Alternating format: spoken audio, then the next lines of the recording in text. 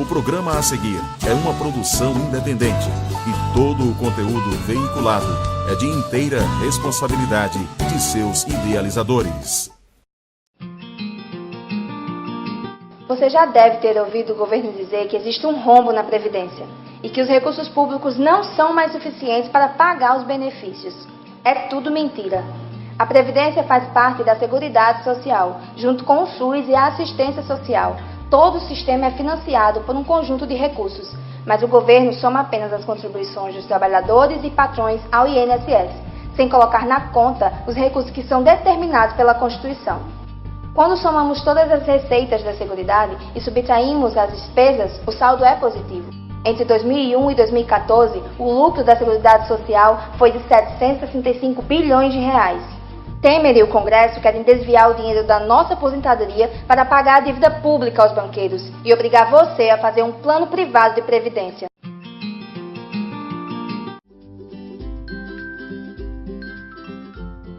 Os últimos governos tentaram pôr as mãos na nossa aposentadoria. Agora, querem aprovar uma reforma que aumenta para 65 anos a idade mínima para a aposentadoria de todos os trabalhadores. Para tentar justificar esse grande retrocesso, divulgam uma série de mentiras. Dizem que a Previdência dá prejuízo e que a reforma seria necessária para garantir a aposentadoria das próximas gerações. Você já ouviu tudo isso, não é? Veja agora quais são as mentiras por trás dessa história.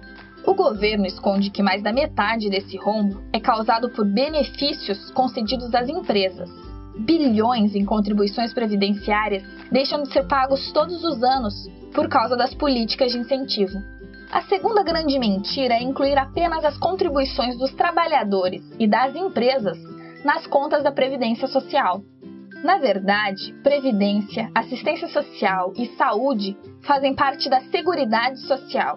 Esse sistema conta com diversas fontes de financiamento previstas no artigo 195 da Constituição Federal. Além das contribuições de trabalhadores e empresários, o governo também é responsável por repassar as contribuições sociais.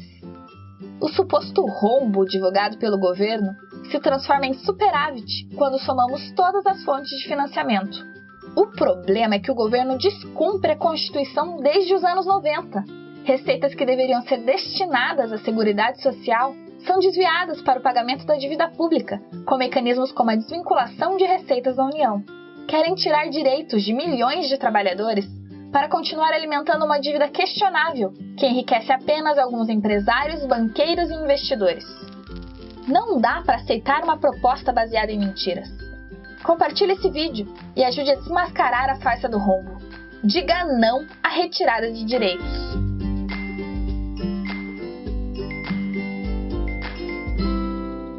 Programa Democracia e Trabalho. Realização Sindipetro, RN, Sindicato dos Petroleiros e Petroleiras do Rio Grande do Norte. Apoio CTB, Central dos Trabalhadores e Trabalhadoras do Brasil, FUP, Federação Única dos Petroleiros. Uma produção idealizada pelo Sindipetro, RN, pela campanha Privatizar faz mal ao Brasil. Acesse o site www.sindipetrorn.org.br.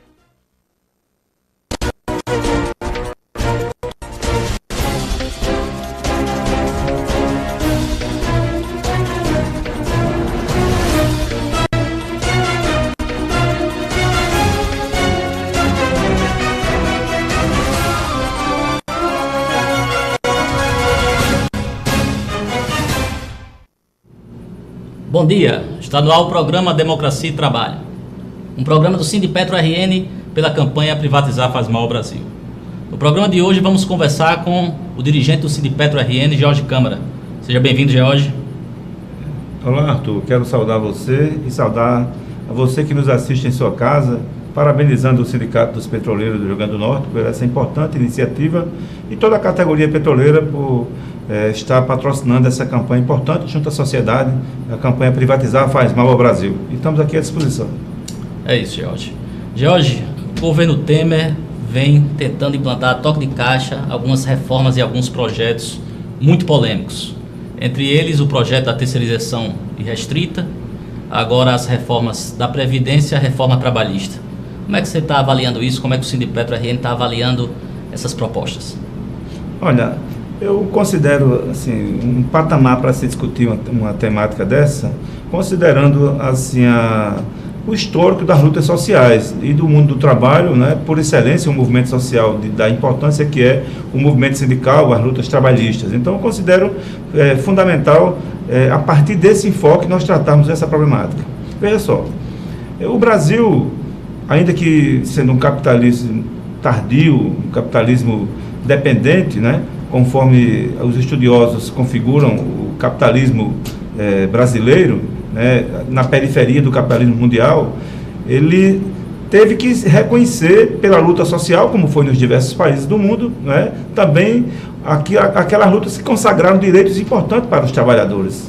Por exemplo, até a própria relação do direito do trabalho é uma relação que se dá diferenciada, é uma relação que trata de desiguais. Então, por isso, o princípio protetor, ele confere ao movimento sindical prerrogativas que não tem em outra relação, como a relação civil, de alguém alugar um apartamento a outra pessoa, de alguém alugar um carro a outra pessoa. A relação do trabalho, ela é consubstanciada pela diferença entre o capital e o trabalho, em que a força do trabalhador está no seu número e na sua união, mas a relação individual fica muito fragilizada. Então, por isso, o princípio protetor, ele consagra o direito do trabalho prerrogativas que não dá a outros ramos do direito. Por isso que essas modificações que o governo Temer pretende implementar no país, né, vem atacar frontalmente os interesses dos trabalhadores e vem negar todo o processo histórico de construção de um patamar de direitos, de um acervo de direitos importantes para os trabalhadores. É como você voltar para a escravidão, né? Então, considerar, por exemplo, que o legislado desaparece e vai prevalecer o negociado sobre o legislado, é você negar, inclusive, toda assim, a história de lutas sociais que fez com que nós atingíssemos um patamar como a CLT, como um parâmetro mínimo. Claro que se o trabalhador puder conseguir mais do que aquilo, nas suas próprias lutas, isso aí vai acontecer. Não é? Então, a reforma trabalhista, ela traz justamente a negação, né, de uma estrutura sindical que permita a efetivação desses direitos. É você regredir para a escravidão. Por isso que passa, inclusive, a ideia de discriminar o movimento sindical como se fosse um privilégio. Ora, os movimentos sociais sempre enfrentaram muitas dificuldades, né? Por isso se organizaram, fruto de sua luta, ao longo dos últimos 150 anos, para a gente não ir muito longe, né? De maneira que você teve um aporte de direitos exatamente para que possa compensar aqueles ganhos que o capital sempre tem em cima das costelas do trabalhador, né? Em relação à reforma da Previdência, é uma coisa assim, não tem como tratar. O próprio governo Temer está vendo a fragilidade que é sustentar uma proposta como essa que nega qualquer acesso de uma pessoa com saúde, a dignidade de poder desfrutar de uma velhice com qualidade de vida. Então, na verdade, como você está retornando a uma situação de escravidão em que você vai direto do último dia do trabalho direto para o sepultamento, para o cemitério. Não tem como desfrutar, né, aquilo que você construiu na sua vida, a luta pela sua dignidade para que você possa envelhecer com qualidade de vida. Então, eu acho que são duas questões que se colocam dentro desse contexto, né? Houve um golpe no país e esse golpe, patrocinado pelo capital, efetivado com suas nuances da mídia, não é, dos setores conservadores do judiciário, mas que se deu dentro do Congresso Nacional e que hoje está se cobrando essa conta, né, vendendo o país, dilapidando o patrimônio público, né, o que estão fazendo com o pré-sal, com a Petrobras, é uma coisa absurda, é um crime, né, de lesa pátria que está em curso, né? Então, eu considero essas questões que estão nesse patamar para que a gente possa estabelecer um diálogo a partir de um referencial. O referencial é a luta pela dignidade, consubstanciar direitos como sendo parte dessa dignidade para o trabalhador. Ok. Como é que o Sindipetro está trabalhando, está fazendo essa luta junto aos petroleiros, né? Como é que está sendo essa atuação, mediante até a questão da privatização? Como é que o Sindipetro está vendo essa...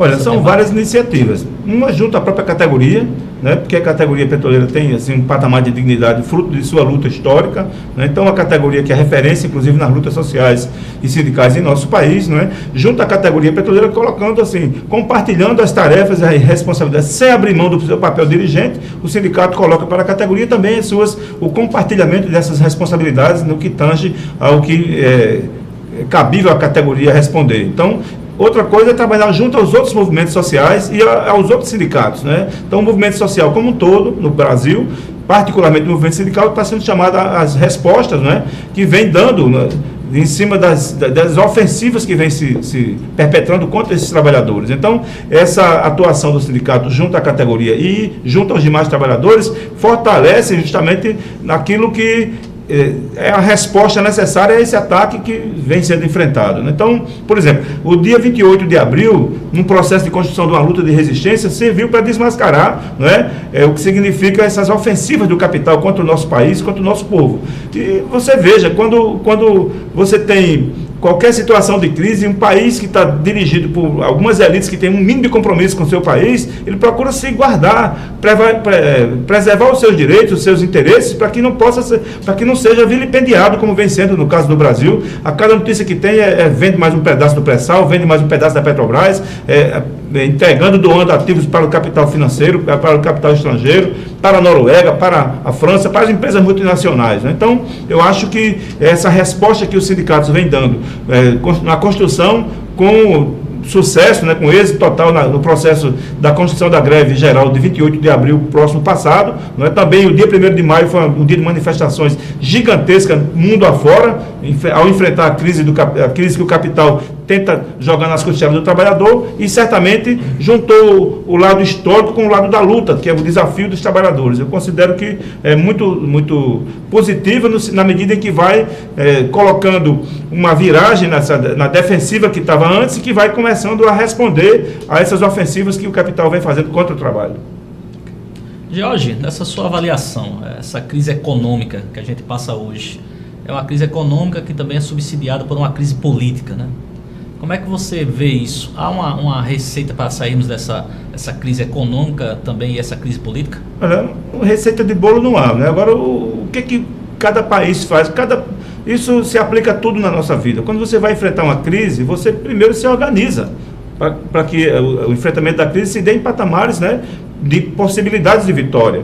Veja só, qualquer país que se digne defensor de sua soberania guarda os seus interesses para enfrentar as suas crises. Ninguém sai de uma crise vendendo seu patrimônio, vendendo sua soberania, atacando os direitos sociais. Então a crise, ela responde assim, a dois desafios que eu considero centrais. Um é preservar a soberania do país. O Brasil era o único país no mundo que estava com os próximos 100 anos resolvido na questão do petróleo.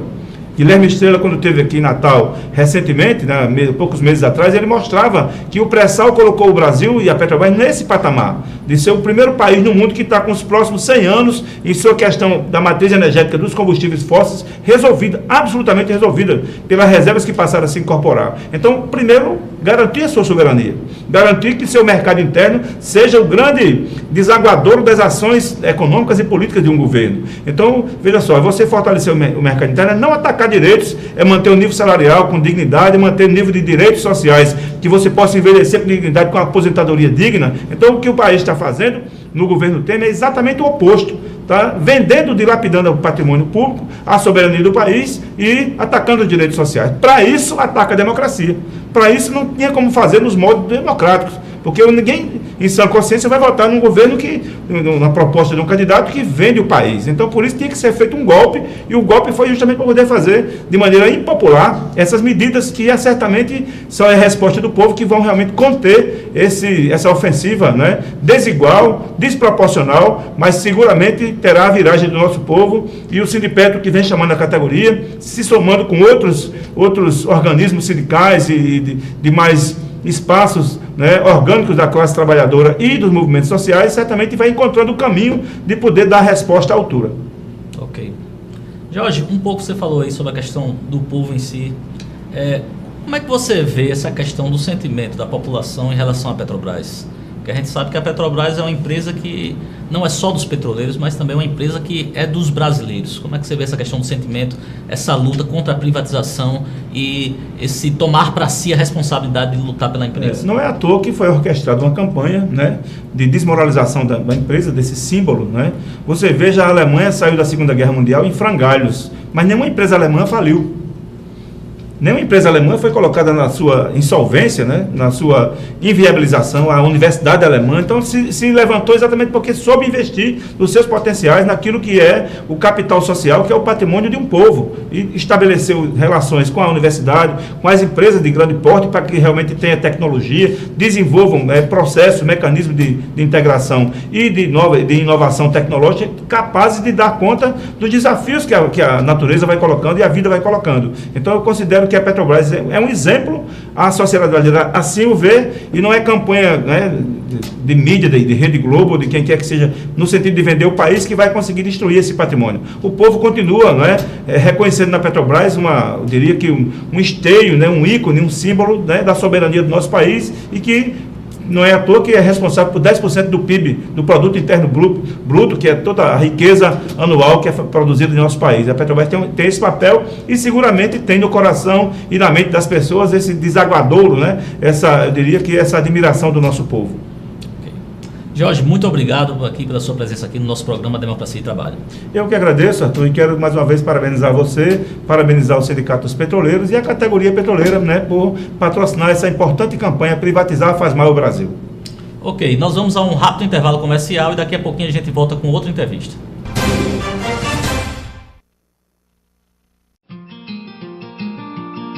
Você já deve ter ouvido o governo dizer que existe um rombo na Previdência e que os recursos públicos não são mais suficientes para pagar os benefícios. É tudo mentira.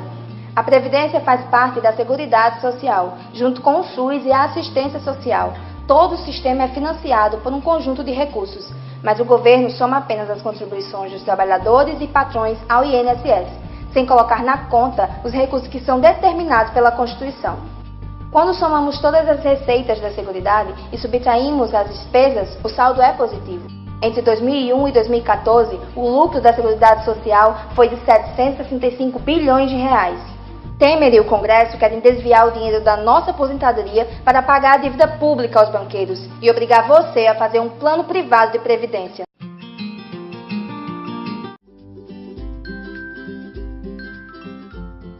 Os últimos governos tentaram pôr as mãos na nossa aposentadoria. Agora, querem aprovar uma reforma que aumenta para 65 anos a idade mínima para a aposentadoria de todos os trabalhadores. Para tentar justificar esse grande retrocesso, divulgam uma série de mentiras. Dizem que a Previdência dá prejuízo e que a reforma seria necessária para garantir a aposentadoria das próximas gerações. Você já ouviu tudo isso, não é? Veja agora quais são as mentiras por trás dessa história. O governo esconde que mais da metade desse rombo é causado por benefícios concedidos às empresas. Bilhões em contribuições previdenciárias deixam de ser pagos todos os anos por causa das políticas de incentivo. A segunda grande mentira é incluir apenas as contribuições dos trabalhadores e das empresas nas contas da Previdência Social. Na verdade, Previdência, Assistência Social e Saúde fazem parte da Seguridade Social. Esse sistema conta com diversas fontes de financiamento, previstas no artigo 195 da Constituição Federal. Além das contribuições de trabalhadores e empresários, o governo também é responsável por repassar as contribuições sociais. O suposto rombo divulgado pelo governo se transforma em superávit quando somamos todas as fontes de financiamento. O problema é que o governo descumpre a Constituição desde os anos 90. Receitas que deveriam ser destinadas à Seguridade Social são desviadas para o pagamento da dívida pública, com mecanismos como a desvinculação de receitas da União.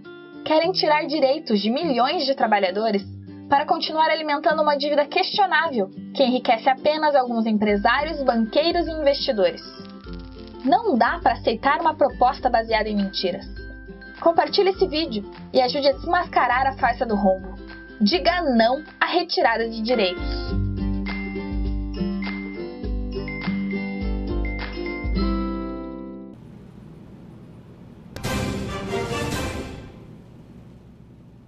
Estamos de volta com o programa Democracia e Trabalho, um programa do Sindipetro RN pela campanha Privatizar Faz Mal ao Brasil. Neste bloco agora eu recebo o professor Marcos Brasil para falar um pouco sobre contabilidade. Seja bem-vindo, professor. Bom dia a todos e todas. Muito obrigado. Primeiramente agradeço o convite, né? Para mim é um prazer participar desse movimento aí contra o desmonte da Petrobras, né? Então, estou à disposição. Ok, professor. Professor, a mídia divulga uma coisa, a população entende de outra forma, o sindicato divulga de outra forma, os petroleiros conversam sobre outra forma. Afinal de contas, como é que é feita a contabilidade da Petrobras? Por que a contabilidade da Petrobras ela é tão questionada? Hoje, a contabilidade da Petrobras está sendo muito questionada, inclusive pela CVM, principalmente por causa de um método chamado de impairment. O que é impairment? Impairment é um termo americano que em português a gente pode traduzir para teste de recuperabilidade. Na prática, o que é isso? Se você tem uma máquina ou um equipamento, vamos supor que você tem uma máquina ou um equipamento, você comprou isso por 100. Aí você diz, olha, hoje esse equipamento, se eu for vender esse equipamento no mercado, eu só consigo vender por 80. Então você lançaria aí uma perda de 20 por causa que você não recuperaria os 100 que você gastou, certo? E a Petrobras tem lançado desde 2013 em seus balanços, em suas demonstrações, bilhões de reais aí, dizendo que seus ativos estão se desvalorizando, ou seja, os seus equipamentos de petróleo, plataformas e todos esses grandes equipamentos que a Petrobras tem, certo? Ela lança isso como perda e isso tem reduzido bastante o lucro da Petrobras, certo? Então isso está sendo questionado porque a CVM entende que é preciso que a Petrobras prove que está usando um método correto, um método adequado, um método aceito. Então a CVM fez esses questionamentos, a Petrobras vai responder e se a Petrobras provar que realmente ela usou métodos aceitos tecnicamente e legalmente, então a CVM vai validar esses balanços, né? Mas se a CVM entender que a Petrobras usou de alguma manobra que chama de contabilidade criativa para não evidenciar lucros, então ela pode determinar que esses balanços sejam refeitos. Certo? Ok. Professor, a gente vê muito na mídia, né, direto, que a Petrobras passa por dificuldades, né, está com problemas, né, falta investimento. Afinal de contas, a Petrobras está quebrada ou não? Longe de estar quebrada. A Petrobras está muito longe de estar quebrada. A Petrobras é uma empresa que é consolidada no mercado, uma empresa que tem nome, tem tradição, é uma empresa respeitada no mundo inteiro, uma das maiores empresas do mundo, né? Hoje, na minha opinião, a Petrobras, se não fosse tudo isso que a Petrobras passou, ela já seria a maior empresa do mundo. Já esteve entre as 3 maiores, né? Seria a maior do mundo. Então, a Petrobras hoje, por exemplo, para a gente ter uma ideia, em 2016, no terceiro trimestre de 2016 especificamente, a Petrobras teve aí um lucro de 2,5 bilhões. Né? O que acontece? O resultado de 2016 foi um prejuízo de 14 bilhões. Por quê? Exatamente pelo teste, esse teste de impairment que a Petrobras fez e lançou lá alguns bilhões de perda, dizendo que seus ativos estão desvalorizados e que no final ficou um prejuízo de 16 bilhões. Mas no terceiro trimestre foi um lucro de 2,5 bilhões. Né?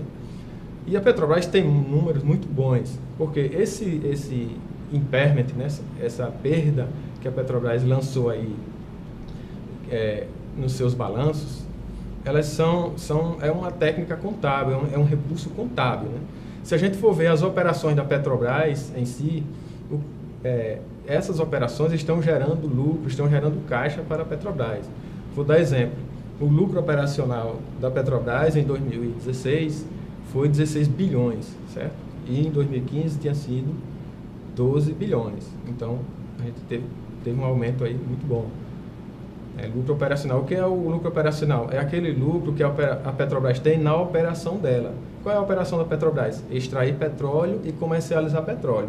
Essa atividade de extrair petróleo e comercializar deu um lucro de mais de 16 bilhões para a Petrobras. Mas por que o resultado final foi um prejuízo de 14 bilhões? Exatamente porque a Petrobras lançou essas perdas que ela diz que tem nesses ativos, que ela vai ter que provar a CVM que realmente teve essas perdas, certo? Outro indicador importante que a gente pode ver, a geração de caixa da Petrobras. A Petrobras teve uma geração de caixa de 41 bilhões em 2016. O que é a geração de caixa? em resumo, é assim: o que eu paguei foi inferior de 41 bilhões do que eu recebi de meus clientes, das vendas que eu fiz. Ou seja, a Petrobras teve um aumento de capital de giro de 41 bilhões em 2016. E isso é muito bom, porque os especialistas, os grandes financistas brasileiros dizem que é mais fácil uma empresa viver sem lucro do que sem caixa. E a gente gerou mais de 40 bilhões de caixa em 2016. Ok. Professor, o que é possível fazer para melhorar essa divulgação? Já que eu acho que falta um pouco mais de comunicação e falta um pouco mais de esclarecimento para que a população e para que a classe trabalhadora, os próprios interessados, que são os petroleiros, saibam também o que é que está se passando na Petrobras. Eu vejo que tem dois caminhos, né? Para os empregados, a Petrobras ela faz algumas divulgações, manda e-mail, né? E também faz algumas videoconferências, né? Que tem o pessoal lá da contabilidade, lá do Rio, os gerentes, eles fazendo uma apresentação dos resultados da Petrobras para que os empregados entendam melhor, né? Só que isso aí, mesmo para os empregados, não é suficiente, porque a linguagem que está lá nos balanços é uma linguagem contábil, uma linguagem técnica, né? Contábil. Os empregados não entendem. Tem essas apresentações para tentar suprir esse distanciamento, porque a maioria dos empregados da Petrobras é de engenheiros, né? Pessoas ligadas à área de engenharia, sejam técnicos, sejam engenheiros de nível superior, e não entendem bem essa linguagem. Eles fazem essas entrevistas, essas apresentações, mas não é suficiente. Eu vejo que seria necessário, para resolver isso com relação aos empregados, que a Petrobras colocasse pessoas, contadores que tem nas suas filiais, para fazer apresentações locais, esclarecimentos, reuniões oficiais, comunicando aos empregados, explicando o detalhamento daquele resultado. Como falei, a Petrobras, em termos operacionais, a operação da Petrobras ela está sendo muito lucrativa, né? Tá dando bons resultados. E como no balanço, lá no resultado aparece um prejuízo, fica essa confusão. Para a sociedade, eu entendo que a Petrobras poderia fazer uma divulgação numa linguagem mais simplificada de resultados que sejam muito mais relevantes, né? Os resultados mais relevantes, principalmente ligados a essa questão da atividade operacional da Petrobras, né? Porque é aí onde está tendo o maior desentendimento. A Petrobras tem uma operação que dá muito lucro, mas quando ela fecha seu balanço, aparece um prejuízo lá. E as pessoas não entendem o porquê disso. Então, precisaria ela divulgar mais a população, por meio da mídia, né? Que a Petrobras tem recursos para divulgar na mídia, de forma objetiva e clara, e aquilo que é bem mais relevante. Por exemplo, essa questão do impairment precisaria de um esclarecimento maior, porque as pessoas não sabem o que é isso. O próprio termo já é em inglês, né? Já é difícil de entender. Então, precisaria explicar o termo e explicar qual o efeito dele no resultado da Petrobras. É isso. Professor, então, de fato, né, vale a pena ainda investir na Petrobras? Esse mercado de ações, para os investidores, né, ainda vale a pena investir na Petrobras? Vale muito a pena investir na Petrobras. Inclusive, esse é um momento, nós estamos vivendo um momento que é um momento muito bom para se investir na Petrobras, porque a Petrobras teve uma queda no valor de suas ações, né? E hoje as ações da Petrobras estão baratas no mercado, né? Então, para quem quer investir e ganhar dinheiro, eu aconselho que compre ações da Petrobras, porque a Petrobras já mostrou em 2016 uma recuperação do seu lucro, né?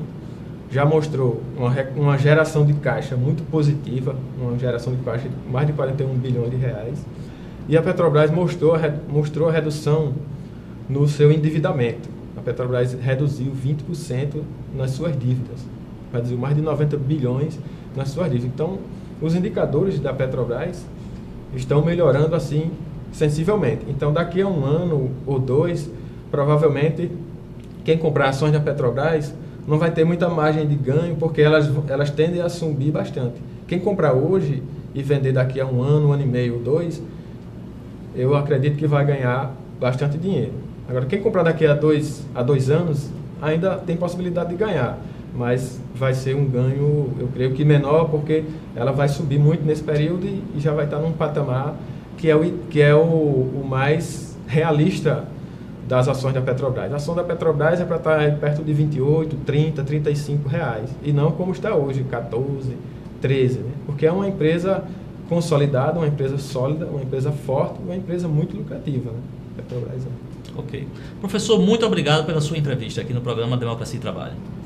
Eu que agradeço pelo convite e estou sempre à disposição, na hora que precisar, pode chamar. Chegamos ao final de mais um programa Democracia e Trabalho, um programa do Sindipetro RN pela campanha Privatizar Faz Mal ao Brasil. Muito obrigado pela sua audiência e até sábado que vem.